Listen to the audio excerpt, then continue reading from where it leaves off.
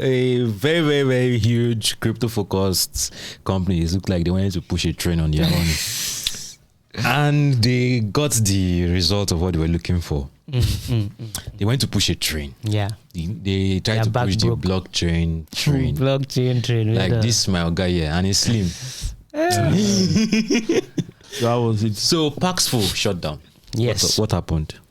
All right. So Paxful, as the CEO of Paxful, Ray Youssef, announced that the company would be shutting down and advised, not even told customers that had funds left in the company to withdraw their funds because they can't go on. The reasons why the company is shutting down is because regulatory issues have been crazy lately. There's also the crypto winter that's refused to go. Well, we've seen some developments, but the crypto winter is still there.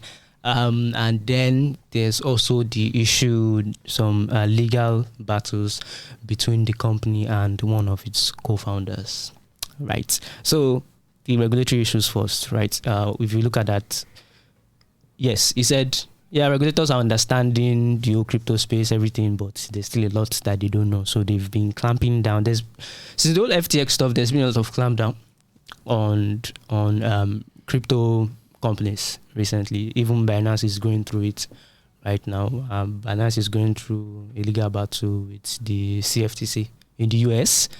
And yeah, I mean, basically, crypto companies are not having a good time right now. And crypto winter, well, still as a result of a lot of crypto bad happenings from last year, we've seen crypto prices fall very bad. So that's also another issue. And then the third issue, which I feel is the main reason why the company is shutting down, is because of the legal battle between the company and one of its co-founders. So he said the legal battle has caused a lot of people to leave the company. So they don't have engineers again. Compliance specialists are no longer there. The security guys are no longer there. So the legal battle has caused, because he said, from what he said, they just can't deal with that guy anymore. I guess he's causing a lot of problems. So people are like, I'm leaving this place. So those are the reasons why the company is going down. Which of the reasons are you leaning towards? The last one? The last one. So here's why I don't think that's the case. A company that is very, very sound is not going to shut down because of legal battle. Not necessarily. So a very huge percentage of startups that fail don't fail because they don't have money. They actually fail because of co-founder dispute. Yeah, I think I hinted at it at a few articles. So investors are always very careful if you are going to that. So that's why you would see that there's a very good number of there's a solid relationship usually between co-founders who get funded, because investors are looking at that. Some people are skeptical about investing in husband and wife teams. What happens if you get divorced? So that's why they would likely invest in two brothers or two siblings than a husband and wife. So they would usually ask you, how well do you know your co-founder before you go ahead? So it's very possible, because now that co-founder, we don't know how much of a stake he has in the company. And if it's huge, he could be stalling management decisions. He could actually be the reason why you don't pay staff, which is why staff could leave.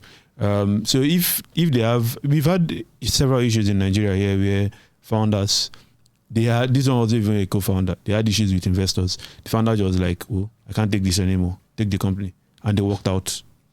Because, I mean, those disputes, it could be a legitimate reason why they are shutting down. So why do you think it can be? Okay, so I should have asked if the co-founder was still with the company. He wasn't. He was kicked out a year ago. Yes, he was kicked out a year ago. So if he is not affecting decisions internally, and it's just the legal battle, but he's still on the board.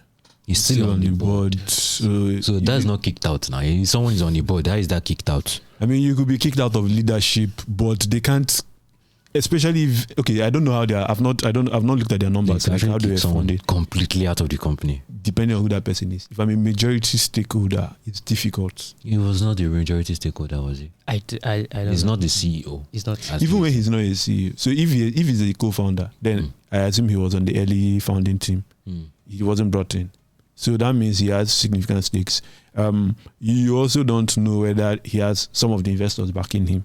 If he has some of those investors backing him, It could make life miserable for the company. Okay, that's a fair point. and depending on the role he was handling, I don't know. It could be messy actually. Yeah. Oh, that's a messy It's one. pretty abrupt. It's a messy because one. the company has been around for a while.